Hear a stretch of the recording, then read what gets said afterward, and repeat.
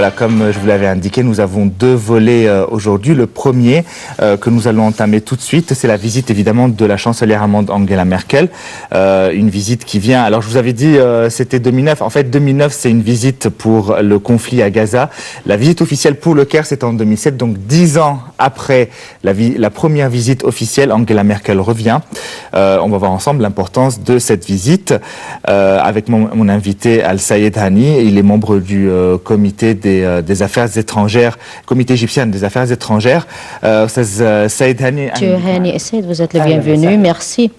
Monsieur Sayed, est-ce que nous pouvons dire que la dernière visite effectuée par la chancelière était depuis 10 ans? Et avant d'évoquer la visite actuelle, est-ce que nous pouvons évoquer le fossé ou pourquoi il y avait un écart entre cette visite et la visite précédente?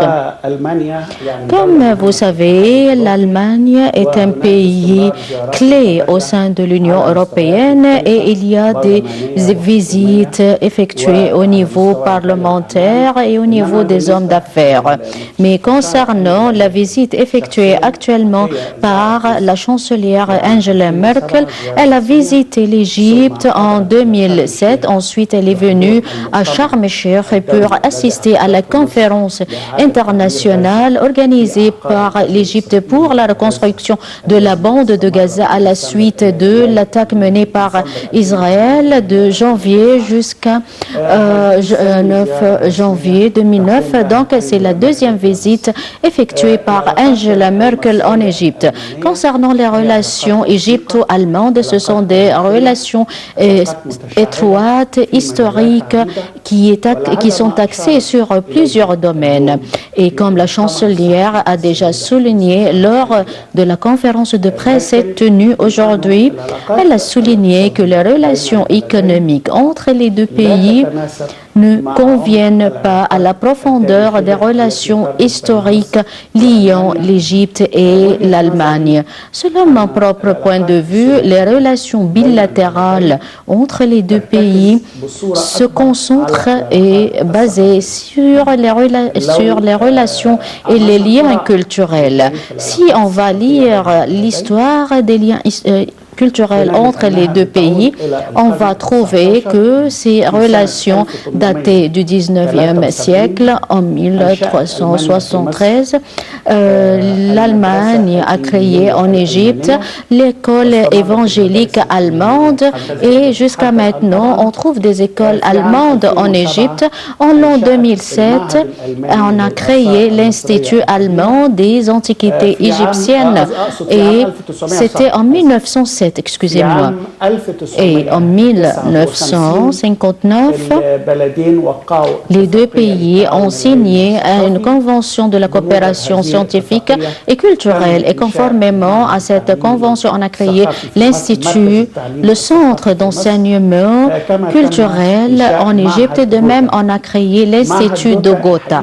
Concernant l'Institut de Gotha, il est considéré comme le centre culturel allemand dont l'activité s'étend à le monde entier. Et il a deux bureaux, un bureau ou une branche au Caire et l'autre à Alexandrie. De même, les Allemands jouent un rôle clé dans la restauration des antiquités égyptiennes au Caire et les relations sont ramifiées et séculaires, et spécialement les liens culturels.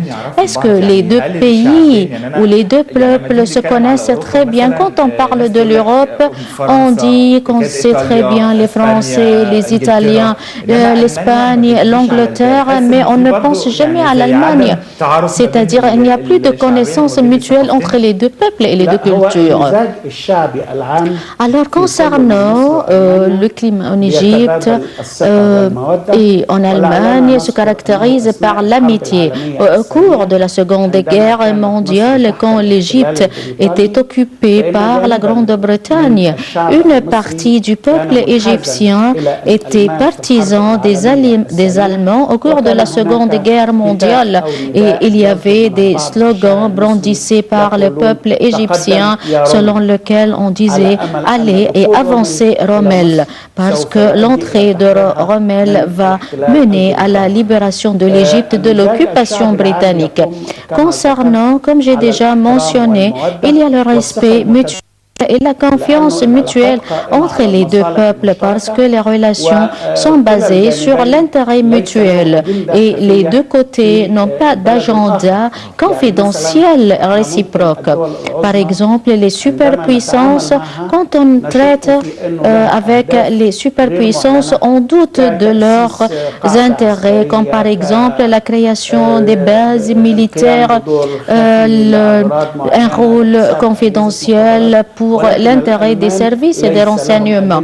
Mais les Allemands n'ont pas d'agenda confidentiel ni en Égypte ni au Proche-Orient. C'est un peuple productif qui a prouvé la renaissance et le développement à la suite de la Seconde Guerre mondiale. Alors l'Allemagne se redressait à nouveau jusqu'à qu'on peut dire maintenant que l'Allemagne est le premier pays industrialisé au monde. Nous pouvons dire qu'il est considéré comme la troisième puissance économique à la suite, suivant la Chine et les États-Unis. Ensuite, c'est la Chine compte 13 trillions. Ensuite, le Japon compte 5 trillions. Ensuite, l'Allemagne compte 4 trillions de dollars. De même, elle est considérée comme la première puissance économique en Europe. Avant l'arrivée de Merkel, elle a mené une interview dans l'une des chaînes allemandes et lors de cette interview, elle a confirmé le rôle joué par l'Égypte, spécialement au Proche-Orient, dans plusieurs domaines, et spécialement en ce qui concerne le dossier de la lutte antiterroriste. Donc, c'est une sensibilisation de la situation géostratégique était au centre des intérêts des Allemands. Donc, la question du terrorisme est devenue un phénomène international et une question qui intéresse le monde entier. Aucun pays seul ne peut plus lutter seul contre le terrorisme. Pour cette raison, on a besoin d'une coopération internationale basée sur le partage des informations et de la coopération entre les services de renseignement et l'action dans différents domaines, en ce qui concerne spécialement la prévention du financement des groupes terroristes et la prohibition de l'immigration qui mène à l'adhésion de certains éléments aux groupes terroristes. Donc, Monsieur Saïd, est-ce que la sensibilisation à l'égard de l'importance de la lutte menée par l'Égypte contre le terrorisme était renforcée, c'est-à-dire l'Europe n'était plus au courant des actes terroristes quand ces actes terroristes étaient loin de leur territoire. Mais après les attentats en Europe et en France, on a commencé à réfléchir et à penser au rôle clé joué par l'Égypte à cet égard. Sans doute, vous avez raison. Les pays européens n'ont pas accordé d'intérêt au terrorisme qu'après que les attentats ont attaqué Bruxelles, Londres, Berlin lors des fêtes de du Nouvel An, etc. Tous ces attentats ont mené à un éveil de l'Europe à l'égard de risques des attentats terroristes. De même, dans le cadre de la lutte antiterroriste, l'Égypte a joué un rôle clé. Elle a constaté le risque du phénomène du terrorisme. Elle a appelé au cours des années 80 du siècle précédent à la nécessité de tenir une conférence internationale pour examiner ce phénomène et pour définir le terrorisme et pour mettre en place une stratégie de la lutte antiterroriste. Tout le monde est d'accord sur le fait que l'Égypte est la base principale de la stabilité au Proche-Orient de même. Et on ne peut plus lutter contre ce phénomène dangereux comme le terrorisme sans mener une coordination et la consultation avec l'Égypte, en plus du partage des informations. Je peux souligner également que l'Égypte et l'Allemagne ont signé l'année dernière une convention sécuritaire entre le ministère allemand des Affaires étrangères et son père. Et cette convention est entrée en vigueur. Et lors des rencontres des responsables allemands et lors de toutes les conférences de presse tenues par l'ambassadeur allemand au Caire, on a confirmé la disposition de l'Allemagne à fournir l'assistance illimitée dans la lutte antiterroriste menée par l'Égypte. Pourquoi?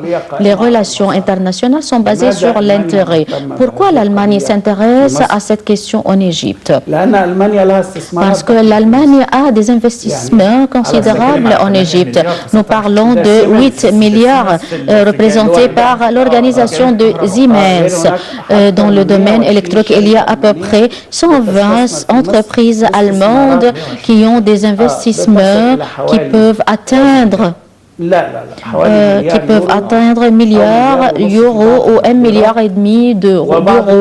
Et selon des autres estimations, on a dit que ce 620 millions d'euros, mais j'ai entendu que c'est 1 milliard d'euros. Donc, pour la protection des investissements allemands en Égypte, on doit renforcer la coopération entre l'Égypte et l'Allemagne pour assurer la sécurité et la stabilité en Égypte. Parce que la stabilité en Égypte va créer un climat positif pour les investissements allemands. Donc, 120 entreprises, c'est-à-dire dans les différents domaines, le domaine culturel, représenté par le centre culturel et l'Institut culturel, et dans le domaine logistique de l'infrastructure, la fabrication automobile, des équipements médicaux, l'énergie. Alors, il y a une coopération et un domaine des investissements allemands dans les différents domaines, spécialement le domaine des équipements.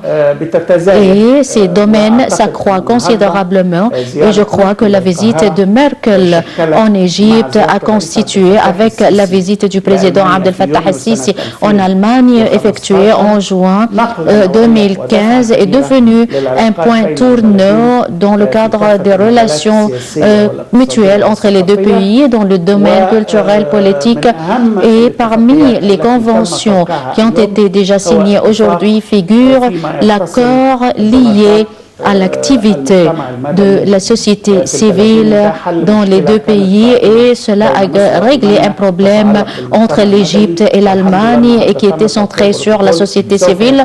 Et grâce à Dieu, on a signé un protocole aujourd'hui qui va être soumis au Parlement égyptien et au Parlement allemand. Et on va régler le problème de la société civile en Égypte. Alors, concernant la société civile en Égypte, quand j'ai vu l'interview dans l'une des chaînes allemandes, on a déjà évoqué le dossier de la société civile et des droits de l'homme qui sont considérés comme des questions en suspens en Égypte. Mais la chancelière Merkel a confirmé qu'il y a un progrès qui a été effectué dans ce dossier. Est-ce que nous avons découvert subitement qu'il y a un développement de ces dossiers? Nous voulons analyser la réponse de Angela Merkel à l'égard de ce dossier, c'est-à-dire cela est dû à la révolution de 25 janvier 2011 en Égypte. À la suite de cette révolution, les autorités sécuritaires en Égypte ont suivi certains centres et certaines associations de la société civile, et elles ont accusé certaines de ces associations dépendantes de l'Allemagne, des États-Unis et de la Norvège. Concernant l'Allemagne, on a accusé l'organisation intitulée Konrad Adenauer et une autre organisation appelée Friedrich Naumann. Le problème sensible était que la première organisation, Konrad Adenauer fait partie du parti de Merkel et on a prononcé un jugement judiciaire contre le chef de l'organisation en Égypte en juin 2013 et il a été condamné à l'emprisonnement et au paiement d'une amende. De même, on a prononcé une sentence judiciaire contre le vice-président de cette organisation. Elle était condamnée à 2 ans d'emprisonnement en plus d'une amende. Concernant l'autre organisation, elle a transféré son siège en Jordanie, alors que l'organisation de Konrad Adenauer on a confisqué les biens et le siège et les documents de cette organisation. Et cette organisation faisait partie était dépendante du parti de Merkel. Donc, comme vous savez, Merkel va participer aux élections en septembre 2017. Ce sont des élections parlementaires. Elle va présenter sa candidature comme chancelière de l'Allemagne. Elle veut que son parti remporte des sièges au Parlement et avant le 24 septembre 2017, on doit régler le problème de la société civile allemande en Égypte. En général, si l'institution ou la société civile prouve son existence par des documents officiels, par suite, il n'y aura plus de problème. Je vais terminer et conclure avec vous. Je vais clarifier la situation et la position égyptienne parce que les Allemands ont déjà dit on ne comprend pas la position égyptienne. L'Égypte a déjà dit que ces associations doivent œuvrer dans le cadre de la loi de 2002 ou dans le cadre des conventions privées. On a signé aujourd'hui un protocole relatif à ce sujet aujourd'hui. Monsieur Said, on vous remercie pour cette interview et pour tous les éclaircissements relatifs à la visite effectuée par la chancelière Angela Merkel en Égypte. Je vous remercie infiniment. Merci. Je vous retrouve dans quelques instants avec mon deuxième invité. À tout de suite.